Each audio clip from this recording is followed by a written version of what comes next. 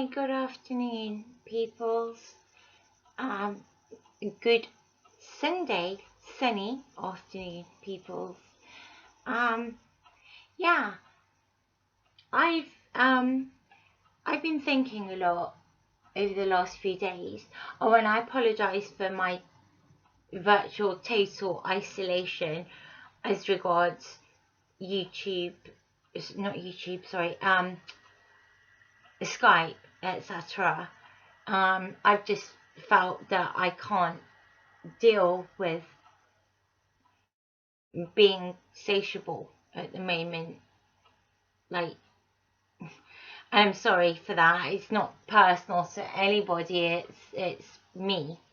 I'm in isolation mode as regards that stuff. What has been on my mind is just how much I don't take for granted, but just how much I rely on my carer and my parents who live 110 mile away from here, but they will Skype with me, and we have telephone conversations every day. But without my carer, I actually couldn't do life at the moment. I can't drive. I can drive, and I hold a driver's license, and I own a car which is SORN now, meaning off the road, because my BMI is not high enough to drive safely. So in other words, if I had an accident, my insurance would be invalid. So we've SORN my vehicle, and it's not here anyway, it's up at my parents' place. But I was just thinking about all the things that my carer does for me, helps me with, and just about everything, and how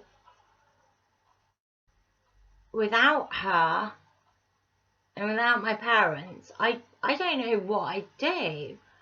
I just wouldn't be able to do life, and I don't take these people for granted at all. And I really appreciate what they do, but I get a sense of guilt that this illness, or my illnesses, my multi-diagnoses or comorbid conditions, as they say, hot water bottle fell out. Hang on. Oh, yeah, these comorbid conditions make it incredibly difficult to live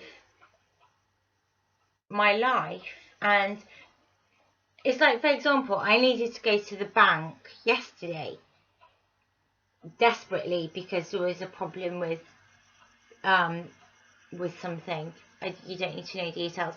And I could have walked into town, but I'm not supposed to expend energy to that point. Secondly, I could have got public transport into town, but I struggle with that. A, the cost, and B, the being alone on a bus with other strangers, that really frightens me. And C, part of the PTSD diagnosis is to do with an abduction in 2011 with a driver, not in this country, but which means that I can't get in taxis, and again, I can't afford them. And without my carer here, my registered carer, I wouldn't have been able to do that. And there's just so much that I can't do. I'm so dependent on other people to get me through my life. at the moment that when I actually reflect on it scares me. Because if those people are gone from my life, what the effing hell do I do? And I know some of you might be thinking, well, you bloody well pull yourself together and you do it yourself. If you're forced to, you have to.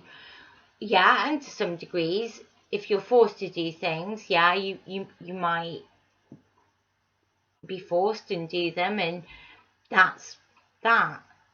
But the thought of it absolutely terrifies me, and it's just awful. However, this is a very, very short update because as I say, I apologise to anyone who's tried to Skype me and I've not replied or blah blah. It's not personal. I just cannot, right now, I just cannot communicate any further than what I'm doing right now. But yeah, oh, on a lighter note, I cut more layers through into my hair. And just so that it's a bit more buoyant, because that's how I wanted it. And I just love the contrast of colours too, so I'm really chuffed with that. And yeah, some things made me happy. Anyway, I'm gonna go now, and you all take care, and please nobody think that I'm rude, disrespectful or ignorant or whatever if you know I'm quiet for a bit or something. So yeah, I'm gonna go. I'm really tired. I'm gonna go. But everybody, you all take care of yourselves, and love you all, and see you soon. Okay.